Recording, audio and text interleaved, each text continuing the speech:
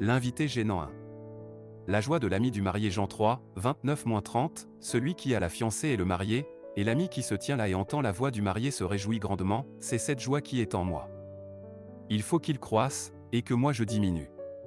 Il existe l'expression coréenne Minpi Akaek, que l'on pourrait traduire par « invité gênant ». Elle désigne un invité qui attire l'attention sur lui au point de voler la vedette au marié ou à la mariée. Lors d'un mariage, toute l'attention et le regard doivent être portés sur le marié et la mariée. Et dans l'Église, qu'en est-il? Toute la lumière doit se tourner vers Jésus-Christ, le marié, et vers les croyants, l'épouse. Un pasteur ou un ministre, qui remplit le rôle d'officiant ou d'ami du marié, ne doit pas être le centre de l'attention. 2. Le danger de détourner le regard de Jésus. Or, dans la réalité, que voyons-nous? Plutôt que de chercher Jésus, invisible aux yeux humains.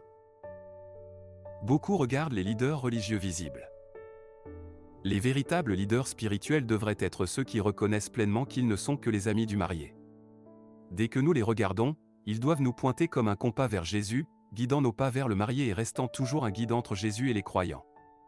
Les croyants, quant à eux, ne doivent pas s'attacher aux leaders visibles, mais désirer ardemment le marié invisible. C'est un chemin similaire à celui de la pratique spirituelle, chercher quelque chose que l'on ne peut ni voir ni toucher, mais qui est la réalité ultime. 3. La fidélité des croyants et des leaders spirituels. Si nous abandonnons cette orientation, nous oublions notre rôle en tant qu'épouse du Christ, et nous attristons Jésus. Nous risquons de forcer les leaders religieux à endosser le rôle du marié, et ceux qui s'y prêtent nous éloignent encore plus de la vérité. Mais les leaders religieux sont aussi des croyants, ils sont également l'épouse du Christ.